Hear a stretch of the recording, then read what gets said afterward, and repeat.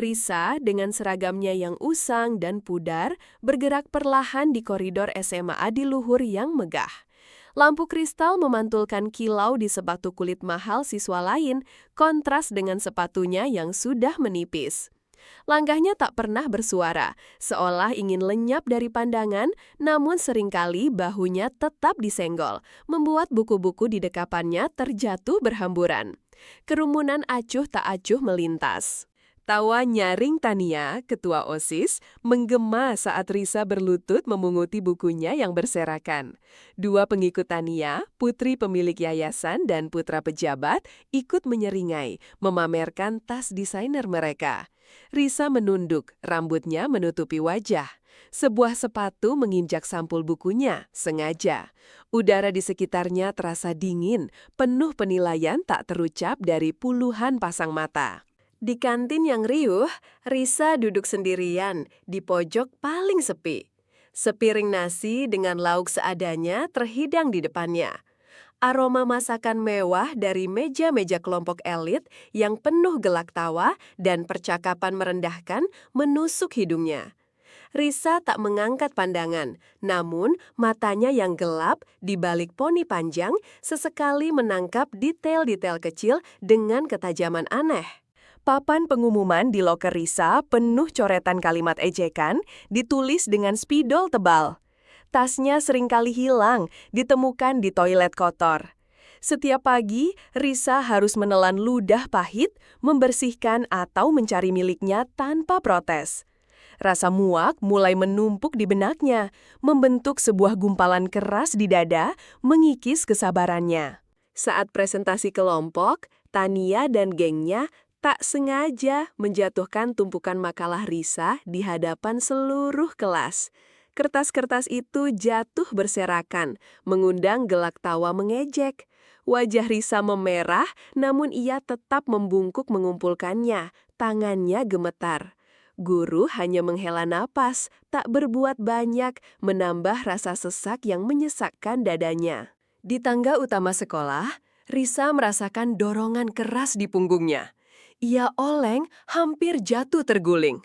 Suara tawa dingin Tania dan pengikutnya melayang di belakangnya. Risa berpegangan pada pegangan tangga, napasnya tersengal.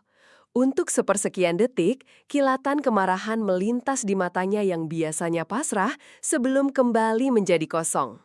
Acara pentas seni tahunan yang glamor. Risa diperintahkan oleh Tania untuk mengenakan kostum badut lusuh, lalu disuruh berdiri di depan pintu masuk, seolah menjadi hiburan gratis bagi tamu VIP. Mata-mata sinis mengikuti setiap gerakannya. Rasa panas menjalar di pipinya, namun ia memaksakan senyum tipis, menyembunyikan amarah yang mulai membara. Loker Risa terbuka paksa. Sebuah kotak kecil berisi foto-foto lama dan sebuah lencana usang yang sangat berharga baginya telah hilang. Ia mencari panik, hatinya berdenyut sakit. Kemudian, ia melihat Tania dan gengnya tertawa terbahak-bahak sambil membakar lencana itu di pojok lapangan. Air mata menetes, tetapi kali ini pandangannya mengeras, penuh dendam. Desas-desus tentang Risa menyebar liar. Anak yatim piatu yang miskin, parasit sekolah, pencuri. Setiap langkahnya diikuti bisikan mencemooh. Ia berjalan seolah tak mendengar, namun setiap tatapan menjatuhkan beban berat di pundaknya. Ruang lingkupnya semakin sempit, menyisakan hanya dirinya sendiri. Tetapi di dalam kesepian itu, sebuah rencana mulai terbentuk. Di sudut taman sekolah yang sepi, Risa mengeluarkan ponsel canggih dari sakunya yang kumal. Jemarinya menari lincah di layar. Suara Risa yang biasanya lembut, kini berubah, bernada tajam dan memerintah. Ia berbicara dalam bahasa asing yang lancar tentang laporan dan keputusan besar. Sorot matanya menunjukkan otoritas yang tak pernah terlihat di sekolah ini. Sebuah limusin hitam mewah tiba di depan gerbang sekolah, memblokir jalan. Seorang pria paruh baya berjas mahal keluar, sorot matanya tajam dan berwibawa. Ia adalah salah satu petinggi Dewan Pendidikan. Saat melewati Risa yang sedang menyapu halaman, ia berhenti sesaat, memberi anggukan hormat yang nyaris tak terlihat. Risa membalasnya dengan tatapan penuh arti. Pada malam amal tahunan sekolah, seluruh siswa elit tampil dengan gaun dan jas terbaik mereka. Tania dan gengnya bersinar di panggung utama.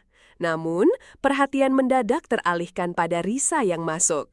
Ia mengenakan gaun putih sederhana, tanpa perhiasan, namun jahitan dan bahannya begitu sempurna, memancarkan aura keanggunan yang tak terbantahkan, berbeda dari citra kumalnya. Di tengah pidato ketua yayasan, layar proyektor di belakang panggung tiba-tiba menampilkan grafik keuangan sekolah yang mencurigakan diikuti dengan daftar nama Dewan Direksi baru. Nama Risa Permatawijaya tertera sebagai pemegang saham mayoritas baru dan keponakan tunggal alhum pendiri tertulis jelas di sampingnya. Ruangan senyap diikuti bisikan horor. Nama Tania dan pengikutnya muncul di layar di bawah judul Indikasi Penyalahgunaan Dana dan Penipuan. Cahaya sorot panggung beralih kepada mereka, wajah mereka pucat pasi.